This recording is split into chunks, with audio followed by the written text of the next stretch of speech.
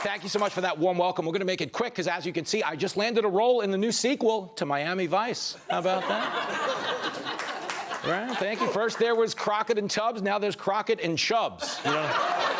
I kid, but welcome to Fox News Saturday Night, you guys. Welcome, welcome, welcome, welcome, welcome, welcome. I know I joked about Miami Vice, but I just caught myself in the monitor. I actually look like Glenn Guglia in The Wedding Singer. Look at this. Yo, I totally look like that guy. I guess. I don't know. But I bring up the 80s because we lost three major icons this week in Ozzy Osbourne, Malcolm-Jamal Warner, and Hulk Hogan. And we are, of course, dedicating tonight's show to them. That's important. Yo, it really was a mess of a week in this country. And I think for the first time ever, CNN summed it up best. Watch this. Oh, Jesus. Oh, God. Luckily, that guy's okay, which is a good thing, because critics are calling it CNN's biggest flop since the Don Lemon show. But stop it. Stop, you're too much. You're too much. As for the three absolute kings we lost this week in pop culture, Ozzy Osbourne was a heavy metal god who skyrocketed to fame with a song called Crazy Train. Although the weird thing is, if you Google Crazy Train, all you get is this. So silly. So silly. The View doesn't listen to Ozzy, but they should start listening to Dr. Oz. Let's be honest, you know? A couple of workout tips. But Ozzy really was one of the biggest badasses to ever hit a stage. He was also the only person we know who ever ate a bat, despite what Anthony Fauci might tell you about COVID origins. You know what I'm saying? It was just the Oz man. Of course, later in life, Ozzy starred in a reality show where he famously wandered around all day mumbling to himself in a language nobody could understand, which turned out to be really good preparation for the Biden presidency. So we got to give him that. We got to give him that. Got to give him that. Now, Malcolm-Jamal Warner was a phenomenal talent. He stole America's hearts as Theo Huxtable on The Cosby Show. It was the highest-rated sitcom of the 1980s. But for some reason, not as many people admit to being Bill Cosby fans these days. I don't know what it is, but if you were watching TV at 8 p.m. on a Thursday night in the 80s, everybody went to The Cosby Show, but nobody wants to talk about it now, you know? It's basically the Epstein Island of sitcoms. Let's be honest. Stop it. But we absolutely love Malcolm-Jamal Warner, so everybody watching at home should pour out a drink for him, especially if Bill Cosby made it for you. Definitely get rid of that. Hulk Hogan, of course, one of the most electric entertainers who ever lived. To this day, also the only guy who ever looked good in a Speedo besides Stuart Varney. I mean, yeah, he looks great, but it's awkward as hell when he walks around the office like that. We're like, all right, Stu. But the Hulkster catapulted professional wrestling to the peak of pop culture when he beat the Iron Sheik at Madison Square Garden in one of the most insane spectacles I've ever witnessed. Yo, it was nuts. The Hulkster runs into the ring. He's waving the American flag. The Sheik is spitting at it and cursing out America. It's so crazy to think that if that match happened today, liberals would nominate the Iron Sheik for mayor of New York City, you know?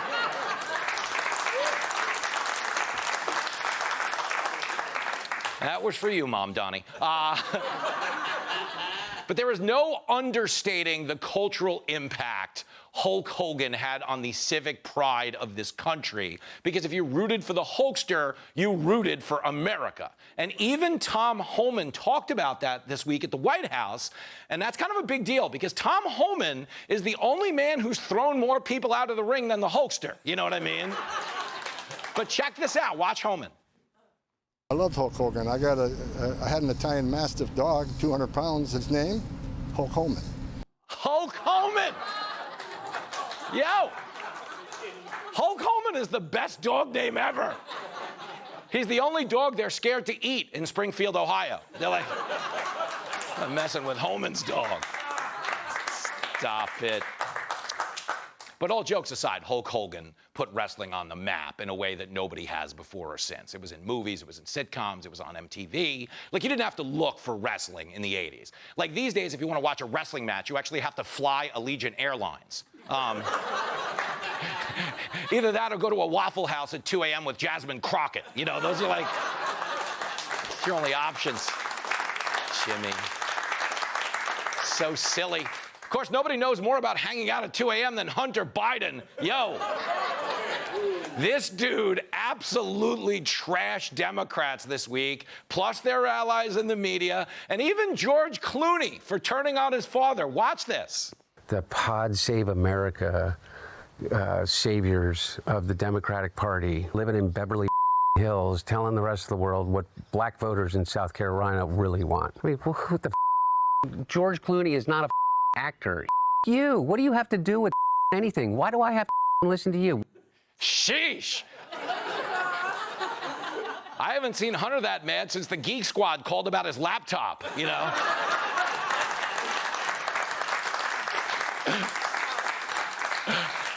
What do you mean you can't fix it, you know? But long story short, Hunter says Democrats turned on his father. The only problem is nobody wants a lecture about loyalty from a guy who banged his brother's widow, you know? Like, no, dude. You're the guy we turn to when we need to learn the recipe for crack. The only difference between crack cocaine and cocaine is sodium bicarbonate and water and heat. You can go to your neighborhood convenience store. You know, you don't need a cooking show called Chopped when you got one called Cracked. Especially when you consider that these days Chopped would probably be about a transgender chef. Stop it. Stop it! So silly. Hunter also talked about other people's drug use in explaining why his father glitched out at the debate. Watch this. I know exactly what happened in that debate. He flew around the world, basically, the mileage that he could have flown around the world 3 times. Yeah. He's 81 years old. He's tired as You give him Ambien to be able to sleep. He gets up on the stage, and he looks like he's a deer in the headlights. Yeah, you see how Hunter worked in the deer analogy because he knocked up a stripper named Bambi?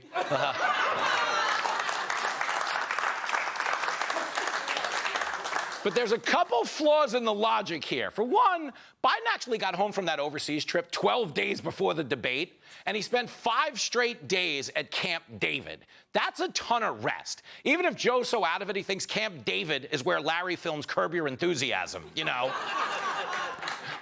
But Hunter claims that Joe was exhausted, so the staff gave him an Ambien, but that's a sleeping pill, which would give you more of the same exhaustion problem. You know what I'm saying? Like, imagine if Bill Clinton got caught with Monica Lewinsky and his staff dealt with it by giving him a Viagra, you know? Right? But I mean it. That would only intensify the issue. And everybody around Bill Clinton knows Viagra was not for the intern, it was for the wife. Yeah, it was a rough week for the Clintons because a House committee subpoenaed Bill and Hillary to testify about their relationship with Jeffrey Epstein. And if they show up, it'll be the first date they went on in 40 years, which is kind of a big deal. Stop it. So silly. But things are definitely heating up because Friday, President Trump was getting ready to leave for Scotland, and he said he's going to give out an Epstein list. Watch this. You know, you should focus on Clinton. You should focus on the president of Harvard, the former president of Harvard. You should focus on some of the hedge fund guys. I'll give you a list. These guys lived with Jeffrey Epstein. I sure as hell didn't. Yo. Amazing thing about that clip, because the helicopter's on, so it's kind of loud, but if you listen close, you can hear Hillary hiring a hitman in the background. Stop it. I stop it. But all jokes aside, Epstein did visit the White House 17 times when Bill Clinton was president. According to the White House visitor logs, he was there 17 times when Clinton was in office. The only guy who was there more was a cigar dealer named Manuel. I don't know what that was about. I don't know. I don't know. But to give you perspective, because 17 times is a lot, that means Jeffrey Epstein spent more time in the White House than Joe Biden did. Think about that.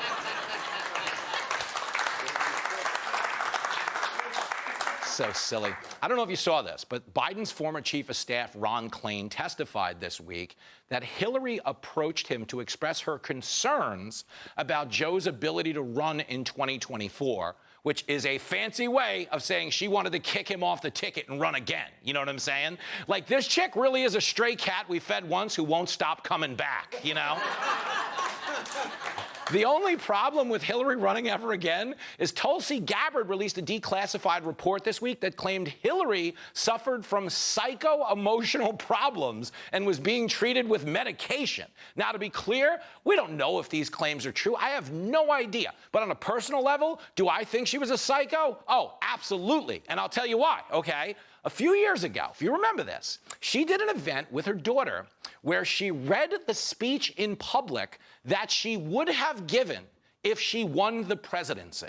Yo, imagine you run into your ex you broke up 5 years ago and they recite the wedding vows they would have read. If you married them, you would run for your life. I mean, gone. Out the door. Of course, the woman who ended up running in 2024 was Kamala Harris. Dig this, Hollywood actor Jeff Daniels says we should have voted for her. And this is significant because Jeff Daniels starred in a movie called Dumb and Dumber, which is how most people referred to Kamala and Tim Walz. You know, so that's... But here he is with a special message for Trump voters. I hope you're losing tons of money, those of you who thought this would be okay. My question is, what are you guys going to do about it? I mean, Michigan voted for Trump this time again, Yeah. I think, right? Yeah. I mean, the tariffs are going to hurt your neighbors. Now, I don't know Jeff Daniels, but if I had to guess, he's a self-righteous okay? Dude, like... Dude, you are way out of touch with the moment we're living in right now because, for one, wages are actually rising faster than inflation for the first time in 40 years under Trump, which means people are making more money than they were under Joe Biden. But two, nobody wants to listen to a bunch of rich white liberals bash the middle class because if they did, this guy would still have a show.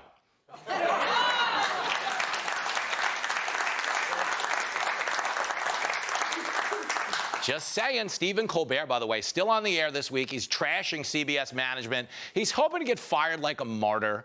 But nobody cares because in the end, history will show that Colbert was to comedy as this guy was to gymnastics.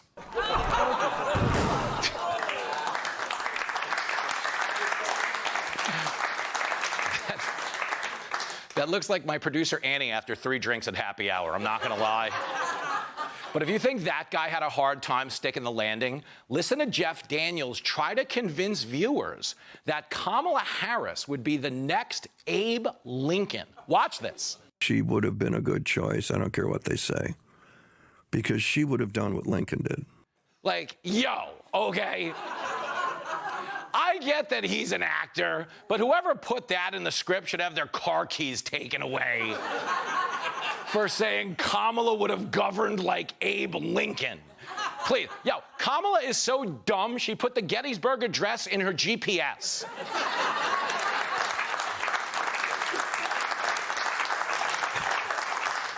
Seriously, when Jeff Daniels said she'd govern like Lincoln, she was like, why are you comparing me to a car? I don't get it, you know?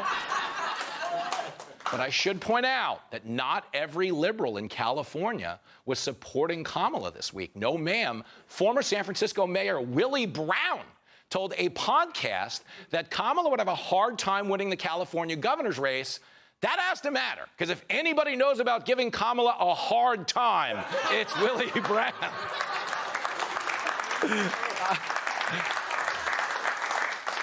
I kid, but that's got to be a rough betrayal for Kamala, because let's face it, she did a lot to bring up Willie Brown's poll numbers over the years. You know what I'm saying? And lastly, in the world of sports, President Trump called to bring back the Washington Redskins team name. And, right, thank you, like it, okay. I, for one, actually think it's fine, too, because if you asked most Americans, they'd tell you the most offensive part of the Washington Redskins is the word Washington. You know what I'm saying? You guys suck. But here's the president's post. Let me read it. The Washington whatevers should immediately change their name back to the Washington Redskins football team. There is a big clamoring for this. Likewise, the Cleveland Indians, one of the original 6 baseball teams with a storied past, our great Indian people in massive numbers want this to happen. Their heritage and prestige is systemically being taken away from them. Times are different now than they were 3 or 4 years ago. We are a country of passion and common sense owners. Get it done. That's the Trump man right there. Thank you. Thank you. But I am telling you, we are going to be so bored when this guy is done. Dude, he's tweeting about mascots at 3 in the morning. The show never ends. But I'm with the president. It's not fair that a sports team can't call themselves an Indian, but a senator can.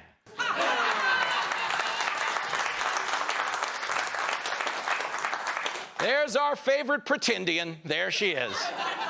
There she is. Now, we don't know if Trump will get his way in the NFL, but the United States Olympic Committee did give Trump a win this week, okay? Remember that executive order he signed about transgender athletes? Effective immediately. The eligibility rules have been changed in the Olympics to ban transgender athletes from competing against biological women. Which is, you like that, yeah. And basically, that's a fancy way of saying a female fencer can no longer show up to the match with 2 swords, okay? And from now on, the pole vault can only take place in the men's room. There you go. Hey, Sean Hannity here. Hey, click here to subscribe to Fox News YouTube page and catch our hottest interviews and most compelling analysis. You will not get it anywhere else.